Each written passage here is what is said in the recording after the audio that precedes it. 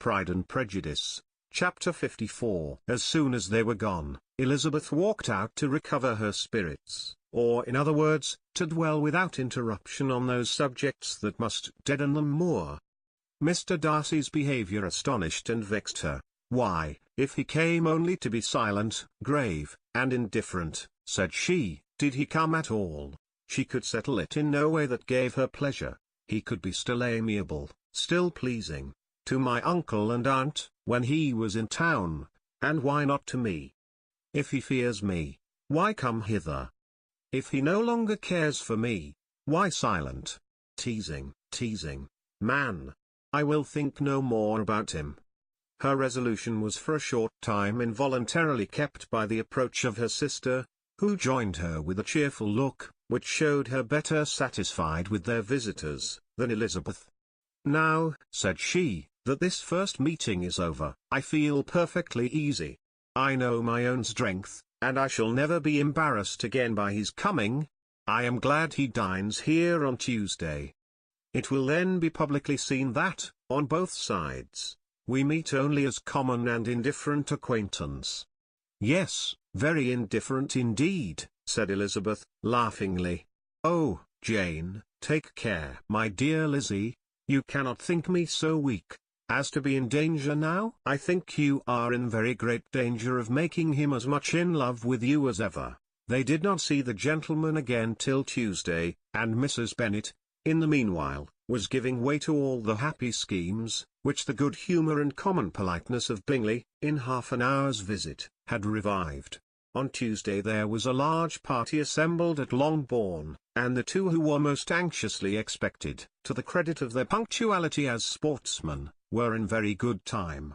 When they repaired to the dining-room, Elizabeth eagerly watched to see whether Bingley would take the place, which, in all their former parties, had belonged to him by her sister.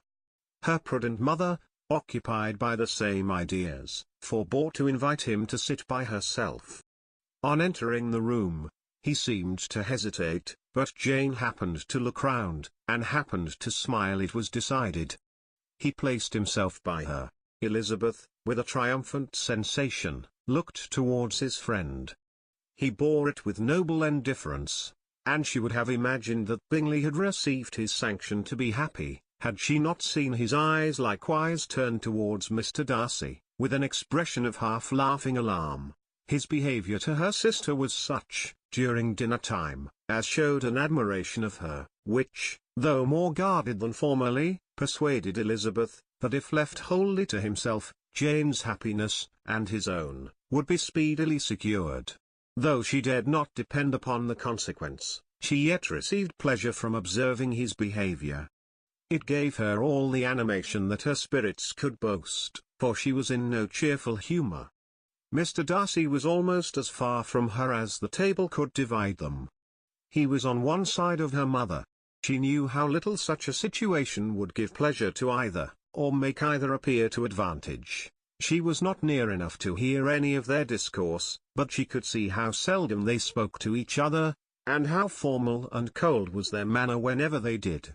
Her mother's ungraciousness made the sense of what they owed him more painful to Elizabeth's mind, and she would, at times, have given anything to be privileged to tell him that his kindness was neither unknown nor unfelt by the whole of the family.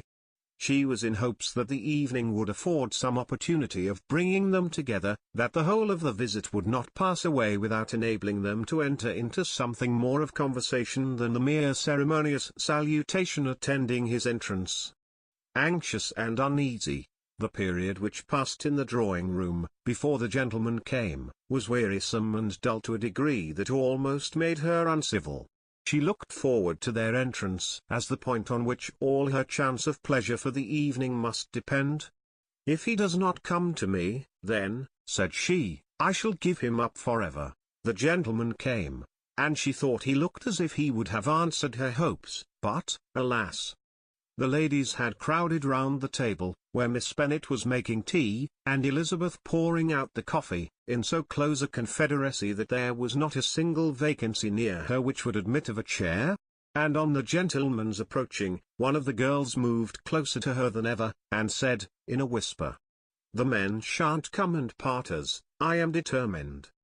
We want none of them, do we?" Darcy had walked away to another part of the room. She followed him with her eyes, envied everyone to whom he spoke, had scarcely patience enough to help anybody to coffee, and then was enraged against herself for being so silly. A man who has once been refused. How could I ever be foolish enough to expect a renewal of his love? Is there one among the sex who would not protest against such a weakness as a second proposal to the same woman? There is no indignity so abhorrent to their feelings.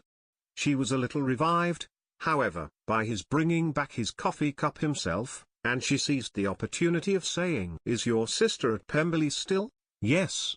She will remain there till Christmas." "And quite alone? Have all her friends left her?" "Mrs. Annesley is with her. The others have been gone on to Scarborough these 3 weeks." She could think of nothing more to say, but if he wished to converse with her, he might have better success. He stood by her, however, for some minutes, in silence, and, at last, on the young lady's whispering to Elizabeth again, he walked away. When the tea things were removed, and the card tables placed, the ladies all rose, and Elizabeth was then hoping to be soon joined by him, when all her views were overthrown by seeing him fall a victim to her mother's rapacity for whist players, and in a few moments after seated with the rest of the party. She now lost every expectation of pleasure. They were confined for the evening at different tables, and she had nothing to hope, but that his eyes were so often turned towards her side of the room, as to make him play as unsuccessfully as herself. Mrs. Bennet had designed to keep the 2 Netherfield gentlemen to supper, but their carriage was unluckily ordered before any of the others, and she had no opportunity of detaining them. "Well, girls," said she, as soon as they were left to themselves, "what say you to the day? I think everything has passed off uncommonly well, I assure you. The dinner was as well dressed as any I ever saw. The venison was roasted to a turn, and everybody said they never saw so fat a haunch. The soup was 50 times better than what we had at the Lucases last week, and even Mr. Darcy acknowledged that the partridges were remarkably well done, and I suppose he has 2 or 3 French cooks at least. And, my dear Jane, I never saw you look in greater beauty. Mrs. Long said so too, for I asked her whether you did not.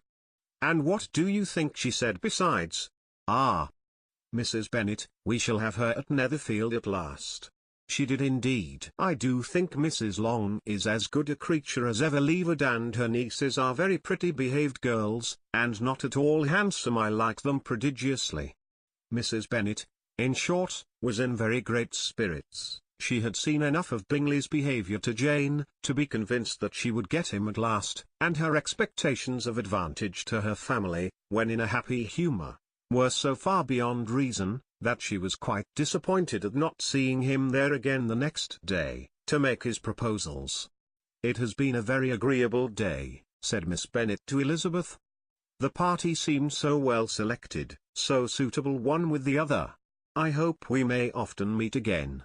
Elizabeth smiled. "Lizzie, you must not do so. You must not suspect me. It mortifies me. I assure you that I have now learnt to enjoy his conversation as an agreeable and sensible young man, without having a wish beyond it. I am perfectly satisfied, from what his manners now are, that he never had any design of engaging my affection. It is only that he is blessed with greater sweetness of address, and a stronger desire of generally pleasing, than any other man." "You are very cruel," said her sister. "You will not let me smile, and are provoking me to it every moment. How hard it is in some cases to be believed, and how impossible in others. But why should you wish to persuade me that I feel more than I acknowledge? That is a question which I hardly know how to answer.